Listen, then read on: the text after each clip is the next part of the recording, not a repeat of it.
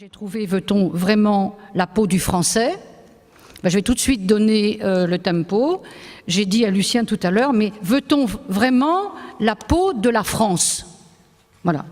Donc c'est ça qui a mené ma réflexion là-dessus. Donc effectivement, il faut recontextualiser la question de la langue sur le plan historique, économique, politique. Voilà.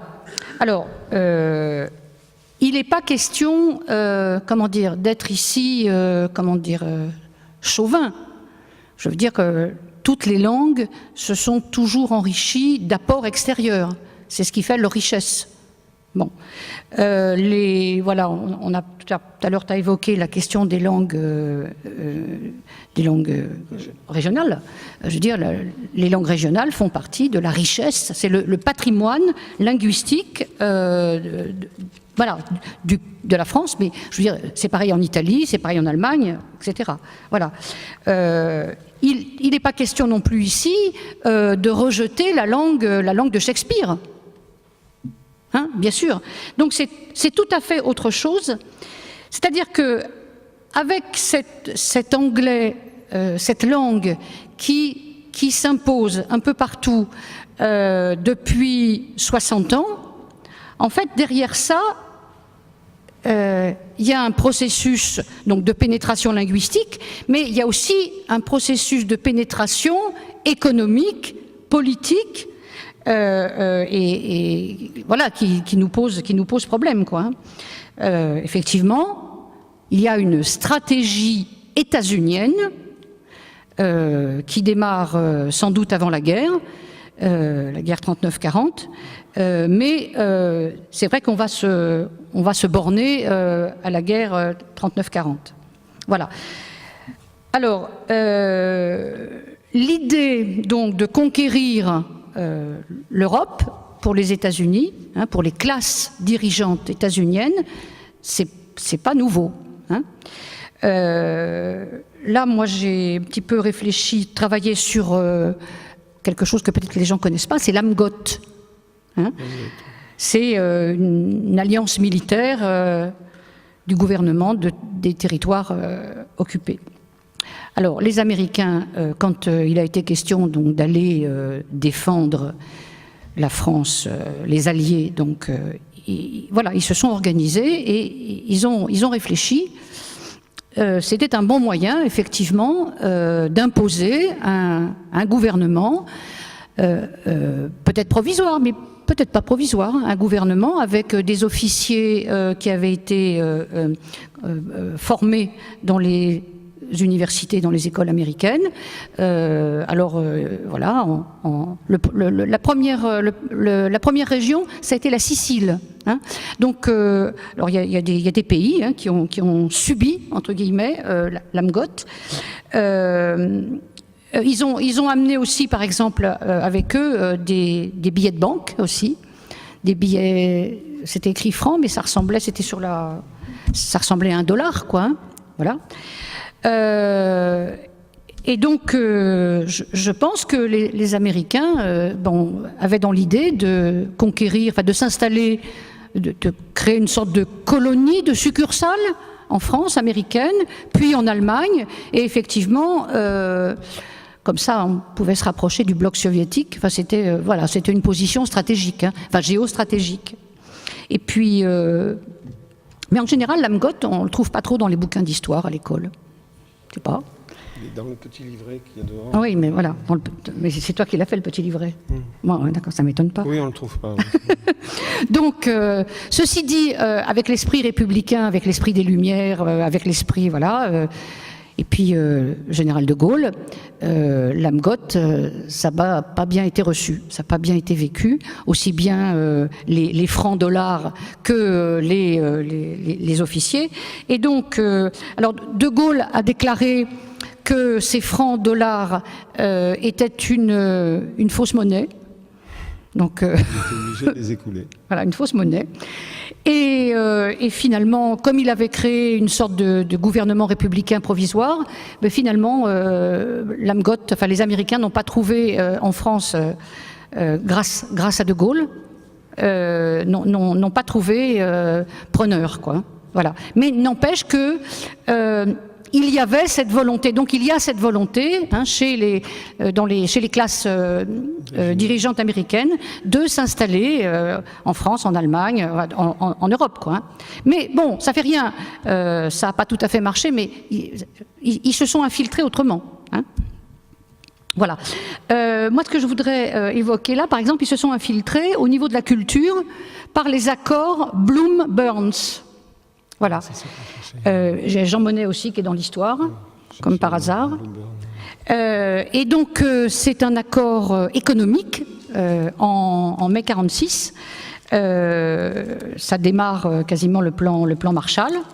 Alors, grâce aussi là, à des documents déclassifiés, parce on a dit dans un premier temps, enfin pendant 30 ans, 40 ans, que c'était une belle affaire, quoi, cette histoire. Voilà. Les Américains nous prêtaient de l'argent, gommaient la dette, voilà, et puis voilà, ils nous proposaient leur cinéma américain.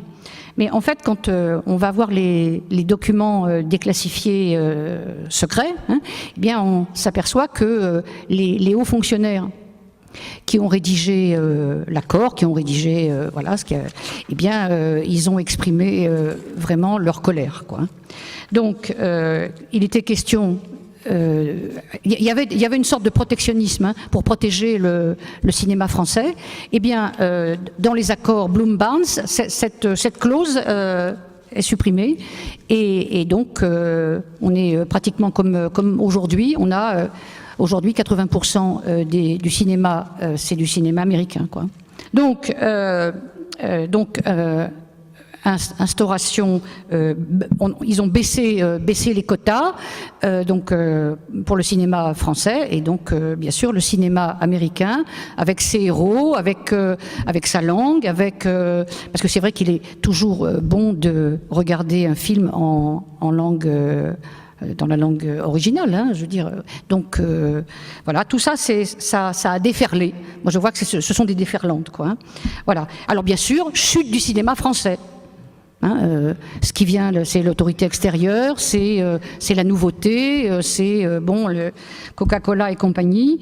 Alors, c'est vrai qu'il y a eu une grosse mobilisation en France, à la fois des artistes, d'un certain public aussi, si bien qu'on a un petit peu révisé les accords.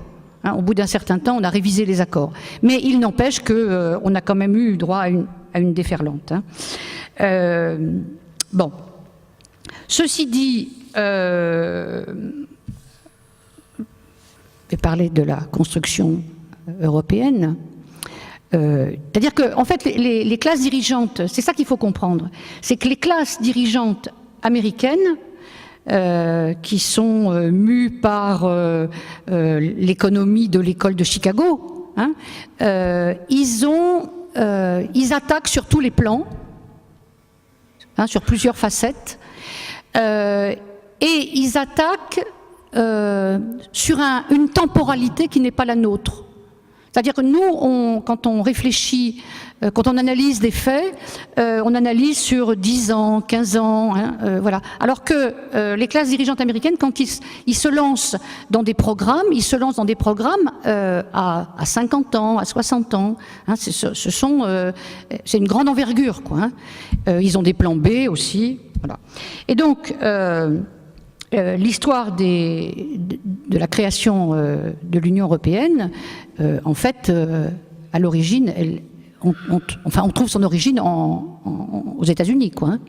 D'abord, on sait, là aussi, grâce à des documents déclassifiés, que ce sont les fondations Rockefeller et Ford qui ont financé largement la construction européenne, d'une part.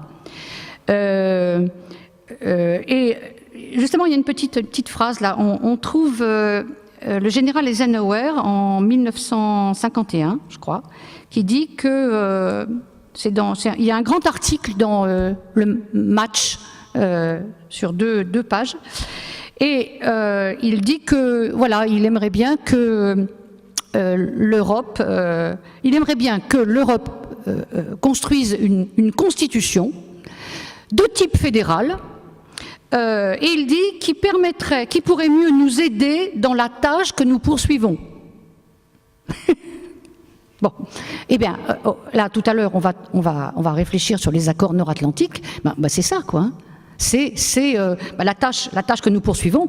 Excusez-moi, mais c'est l'impérialisme américain sur le monde, quoi. Hein, faut appeler un chat, quoi. Hein. Voilà. Donc,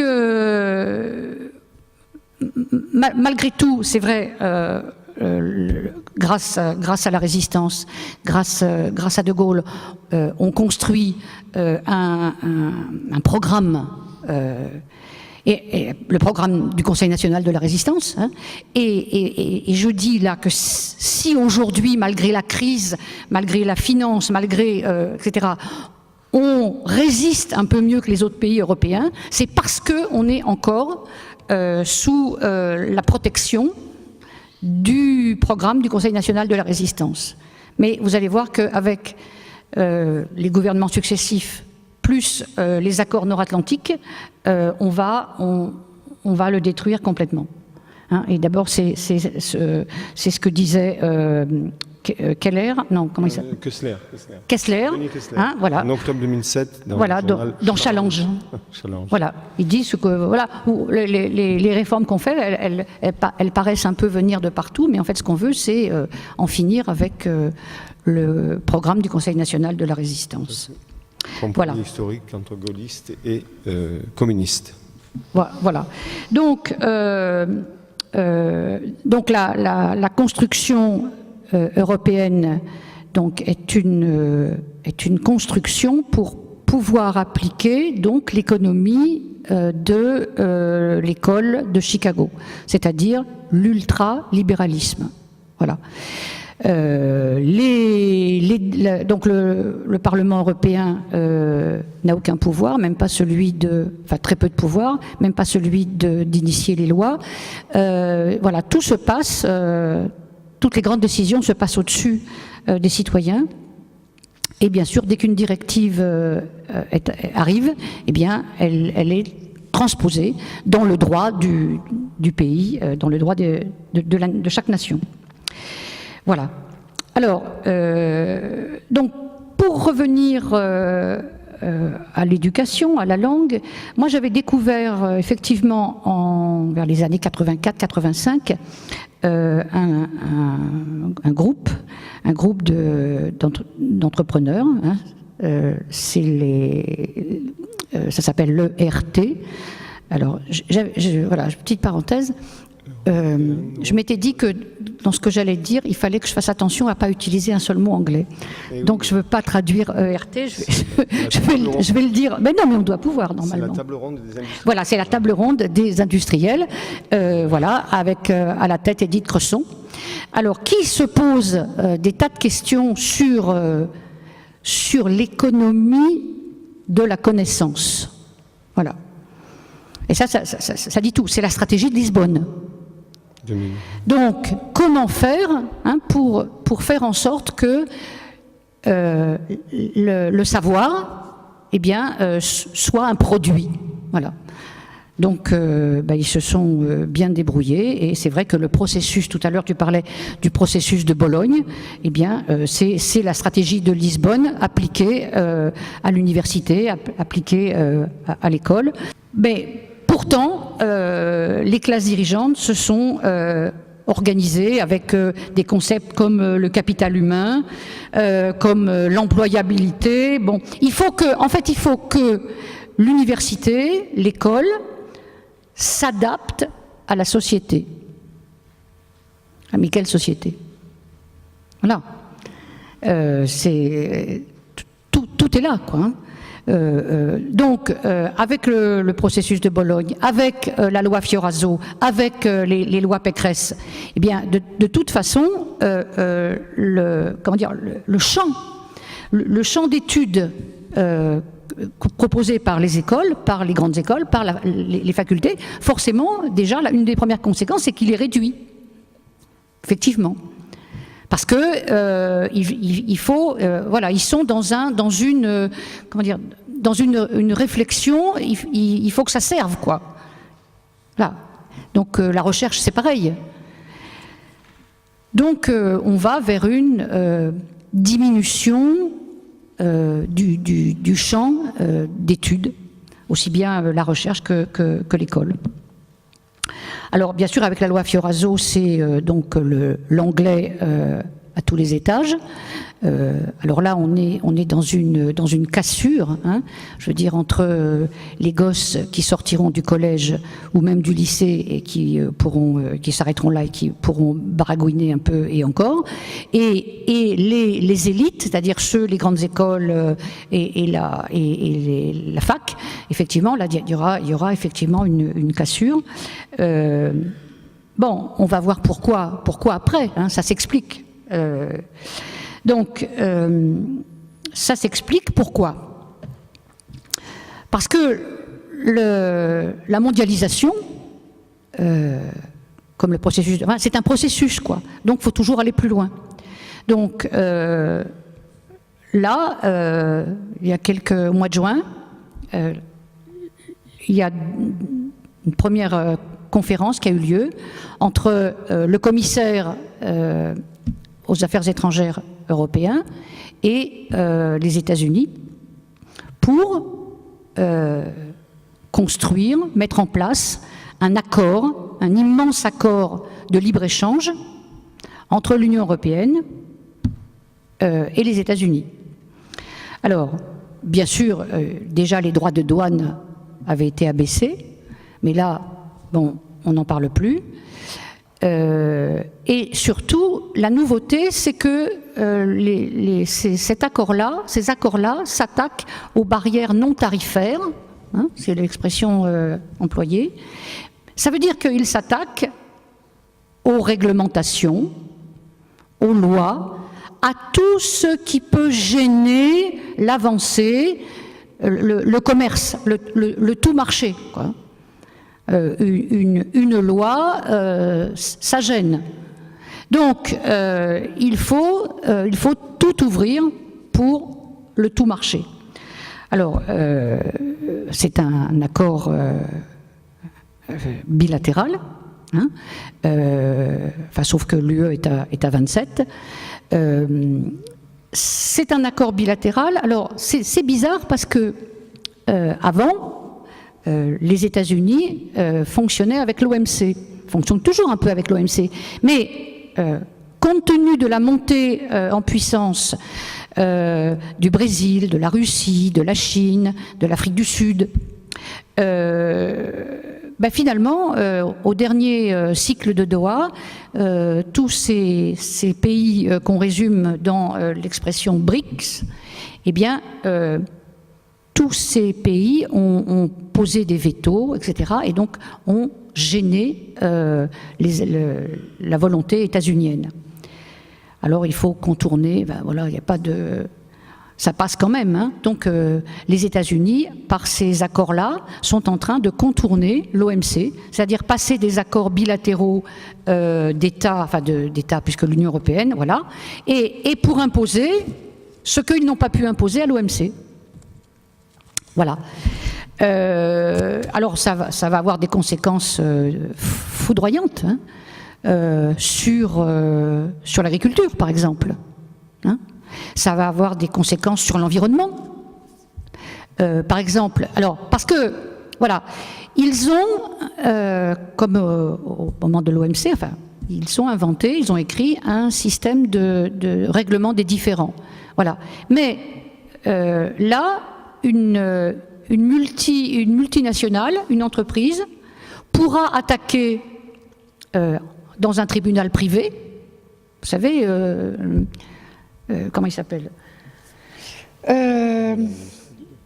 Tapi, merci, Tapi qui s'est arrangé lors d'un jugement dans un tribunal privé, etc. Là, c'est pareil. Là, on est dans la privatisation du droit.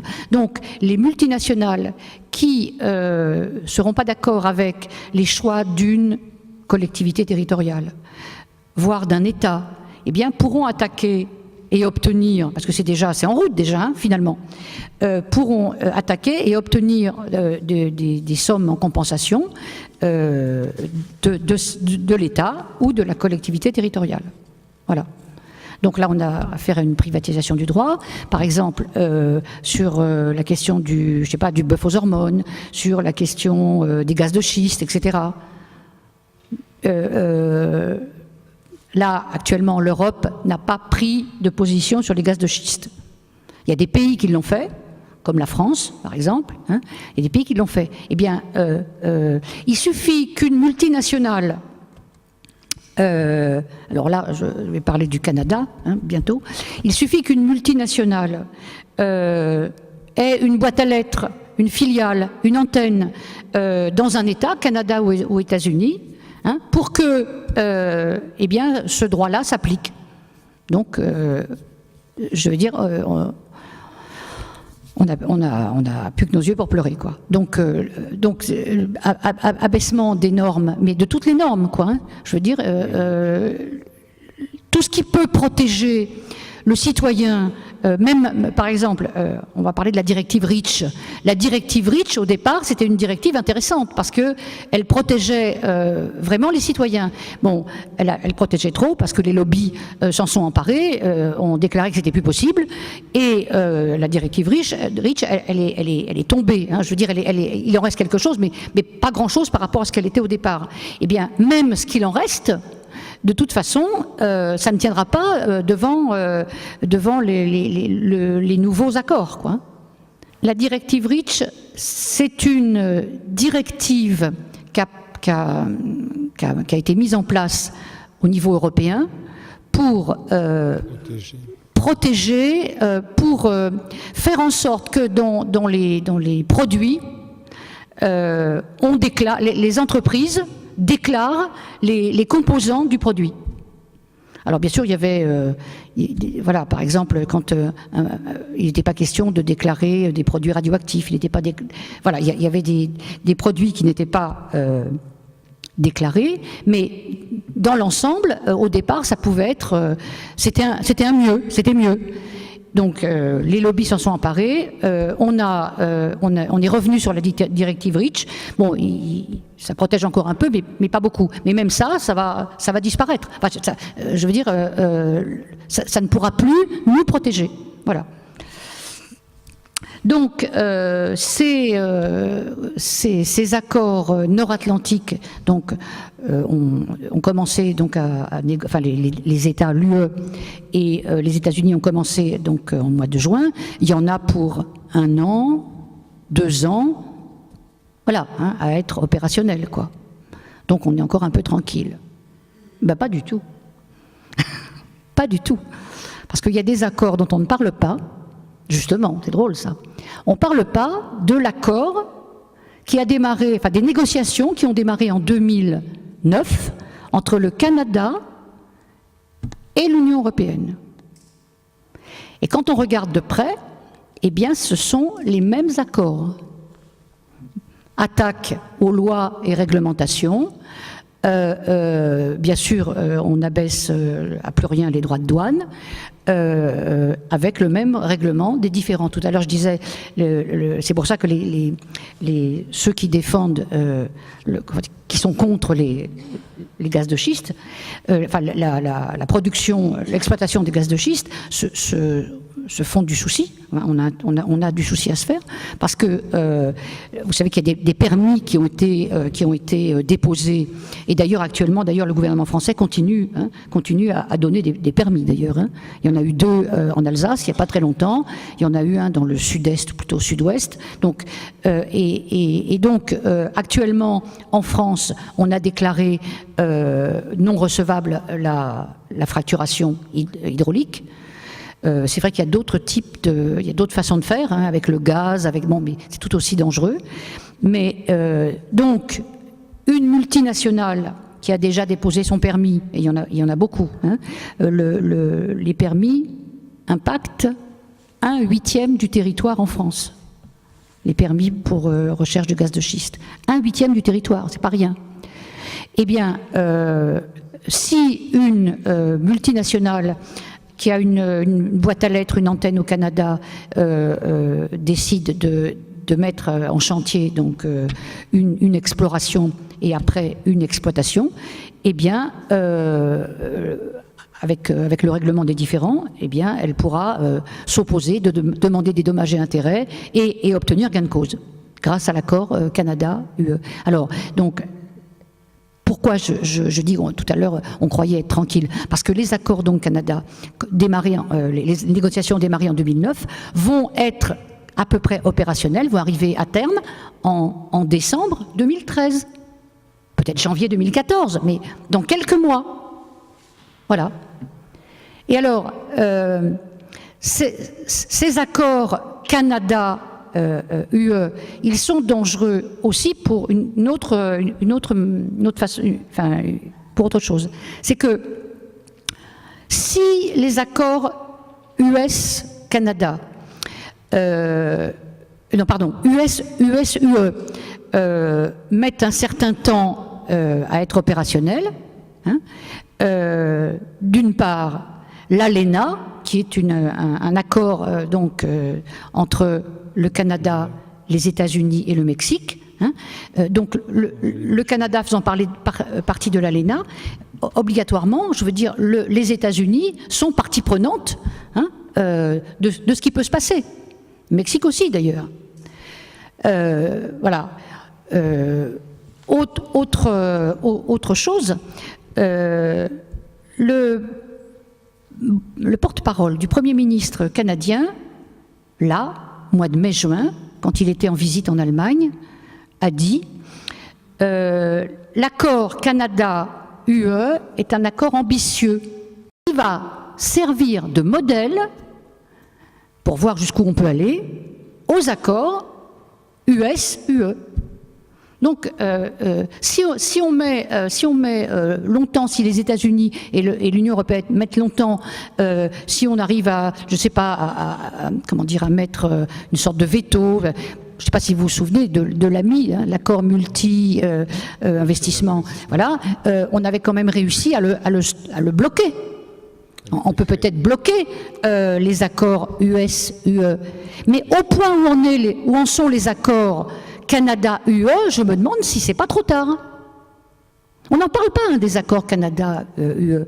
On n'en parle pas. Alors c'est vrai que pendant des années, là il y a eu des fuites. Hein, mais pendant des années, ça s'est fait à huis clos. Voilà. Alors en même temps, alors je reviens à l'anglais. Si effectivement les États-Unis créent avec l'Union européenne une grande zone de libre-échange, comme jamais on l'a eu, cet empire euro-atlantique, hein, on comprend bien pourquoi, en France, les cadres, hein, les techniciens, les cadres, etc., doivent parler l'anglais. On est là dans une forme de colonisation états-unienne. Alors, en même temps, qu'est-ce qui se passe en France au moment de la décentralisation, là, au temps de la décentralisation? En France, on est en train de préparer l'espace français, ce qu'il en reste, à recevoir donc cette colonisation.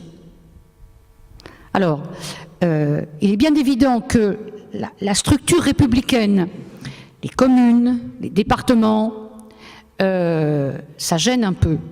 Communes, hein? oui, communes, oui. Oui. Communauté de communes, je ne suis même pas sûre. Mais communes, départements, je veux dire, cette organisation gêne. Donc, depuis un certain temps, vous avez remarqué, on n'est même plus obligé de mettre son numéro minéralogique sur la plaque, on n'est plus obligé de mettre le chiffre du département. Hein, le département, c'est vraiment, il est dans le collimateur. Voilà, c'est sans doute trop lié à la République, à la Révolution, etc. Voilà. Donc, et alors, c'est-à-dire qu'au fur et à mesure qu'on a décentralisé, parce que c'est pas là l'acte 3 de la décentralisation, donc il y a eu l'acte 1, l'acte 2, etc. Au fur et à mesure qu'on a décentralisé, On a recentralisé au niveau supérieur, à chaque fois, de façon à éloigner les citoyens des lieux de décision. À chaque fois. Communes, communautés de communes. Après, les départements, bon, mais surtout les régions. Alors c'est vrai que la région a été un élément important pour que s'installe une gouvernance, c'est-à-dire pour faire en sorte que le gouvernement en place, à Paris, etc., ait de moins en moins de pouvoir. Il y a eu des délégations, des transferts de compétences, de plus en plus. Mais avec l'acte 3 de la décentralisation, on va plus loin. On va surtout vers la métropolisation. Alors, les métropoles, qu'est-ce que c'est? C'est une nouveauté. La métropole pourra... il faut un certain nombre d'habitants, etc. Et encore. Nice, c'en est une. Et encore, sauf... Nice, c'en est une. C'est la première Nice. Oui, mais c'est une eurométropole. Oui. Voilà, avec une ouverture. C'est ça qui est... Voilà. Donc, la métropole pourra, en fonction de l'intérêt économique, bien sûr, annexer les communes qu'elle souhaite, les morceaux de départements ou les départements qu'elle souhaite, des morceaux d'autres régions, alors là depuis 1 an ou 2, dans le plus grand secret, personne n'est vraiment au courant, je veux dire, les gens qui sont à la tête des départements, des régions, etc., s'arrachent un peu des morceaux. Voilà, on sait un peu, voilà. Et donc, on fait voler en éclats comme ça la commune, la communauté de communes, le département et la région. Il ne reste plus que les métropoles, c'est-à-dire des pôles économiques. Voilà. Et alors, ça va plus loin encore, parce qu'aux frontières, et là c'est ça qui est important, aux frontières, les eurométropoles pourront exercer leurs compétences au-delà des frontières. Pas dans un sens ou dans un autre d'ailleurs, je veux dire, c'est... Voilà. Et c'était l'objet du référendum en Alsace. Le MPEP a fait la campagne d'Alsace. On a créé des brigades républicaines.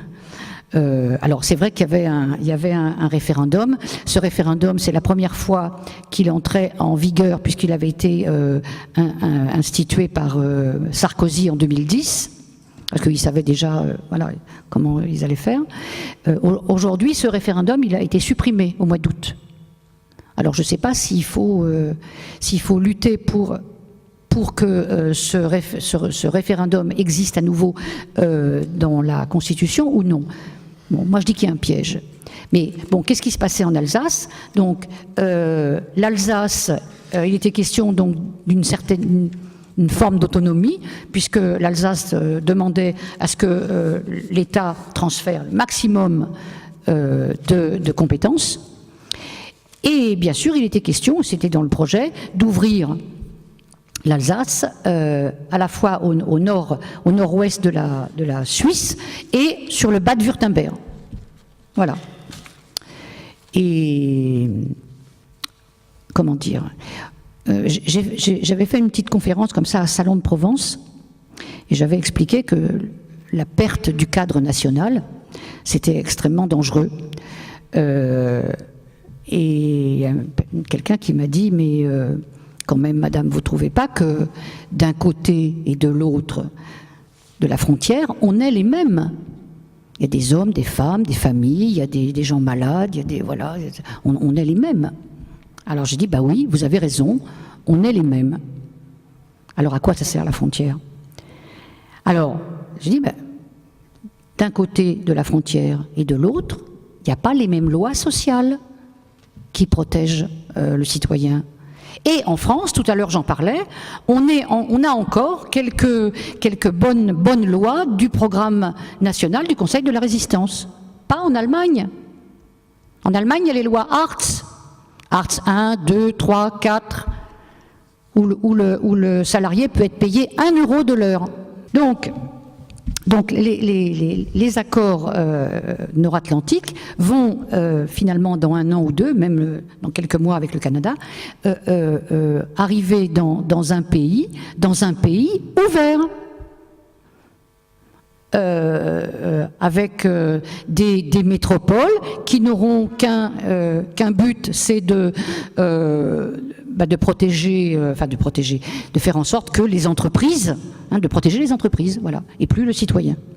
Alors, l'anglais hégémonique, mais derrière l'anglais hégémonique, donc, c'est toute une société qui est en train d'évoluer, de changer. Je veux dire, on est en train donc moi je dis une colonie, quoi. On casse le cadre national, donc on perd notre souveraineté nationale. Dans un pays où il n'y a plus de cadre, il n'y a plus de souveraineté nationale, il n'y a plus de souveraineté populaire. C'est extrêmement dangereux. Imaginez aujourd'hui, je sais pas, un renversement de gouvernement, je ne sais pas, Hollande, ça suffit, etc. Voilà, un gouvernement animé de bonnes intentions arrive au pouvoir. Si les frontières sont ouvertes, comment on fait pour récupérer nos frontières? C'est une vraie question, quoi. Si on a complètement cassé l'organisation territoriale républicaine, comment, enfin, il faut tout remonter. C'est gigantesque, quoi. Hein.